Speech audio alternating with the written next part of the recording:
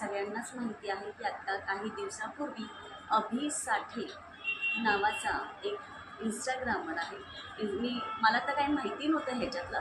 मलासुद्धा हे यूट्यूबवरती समजलं की अभि साठे नावाच्या मुलाने असं आत्महत्या केली. तर त्याच्या नावाचा बराचसा दुरुपयोग केला जातो आहे. स्वतःच्या व्हिडिओला चांगले व्ह्यूज मिळावे म्हणून लोक वाटेल ते बोलतात, त्याच्याबद्दल वाटेल ते सांगतायत. तर माझी फक्त एकच विनंती आहे की तसं नका करू. कारण काय, तसं केल्यामुळे आपल्याला तर कोणाला माहिती नाही की तो कसा होता, पण तो कसा का असेना, पण त्याच्या घरातल्यांवरती आज जे काही दुःख ओढवलेलं आहे तर त्यांच्या दुःखामध्ये आपण सहभागी होऊया. तर त्याच्या नावाचा असा दुरुपयोग करून वाटेल ते नका बोलू. त्याच्या मित्रांनी खूप छान असा मेसेज आपल्यासाठी दिलेला आहे की सोशल मीडियावरती त्याच्या नावाचा दुरुपयोग करून वाटेल ते बोलून लोक जे त्याच्या नावाची बदनामी करत आहेत तर ती करू नका, असं करू नका.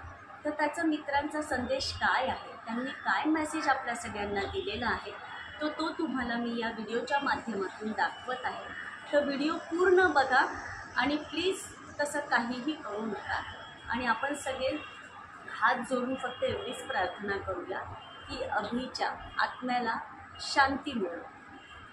प्रेमासाठी मरणारे खूप जण होते, पण प्रेमाच्या इज्जतसाठी मरणारा माझा भाग होता. त्याची बदनामी करू नका. तो कोणत्याही प्रकारचा गुन्हेगार नव्हता. माणसातली माणुसकी जपणारा असा आमचा एक लाडला होता. त्याने घेतलेला निर्णय खरंच चुकीचा होता. अशा प्रकारचा निर्णय तुम्ही घेऊ नका. आज सोशल मीडिया दिसत आहे की अभिवर प्रेम दाखवणारे खूप जण आहेत, पण अभि गेल्यानंतर ना त्याचा नावाचा दुरुपयोग करणारे पण खूप जण दिसत आहेत. आपल्या आई बाबांचा विचार न करता, आपल्या मित्रपरिवाराचा विचार न करता, आपल्या प्रेमाला कलंक लागू नये म्हणून घेतलेला हा निर्णय होता. पण तुम्ही सोशल मीडियाला जे मेसेज पोहोचवताना त्याच्या नावाला खरंच कलंक लागत आहे. मित्रांनो, चुकीचे मेसेज पोहोचवू नका आणि कुणाला बदनाम करू नका. आज बघत आहे की प्रत्येक जण प्रेमसाठी नको ते व्हिडिओ टाकत आहेत, नको ते मेसेज देत आहेत. तर असं काही करू नका. आज त्यांच्या घरच्यांची जी परिस्थिती आहे ती आम्ही समजून घेऊ शकतो. तुम्हीही समजून घ्या. त्यांना होणाऱ्या वेदना तुम्ही समजून घ्या. अभिने घेतलेला निर्णय खरंच चुकीचा होता.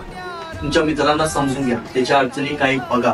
तुम्हाला जर का खरंच अडचण असेल, त्रास होत असेल तर तुमच्या मित्राशी किंवा आई बाबाशी शेअर करा. असं चुकीचे पाऊल उचलू नका. धन्यवाद. अभिच्या आत्म्याला शांती लावा.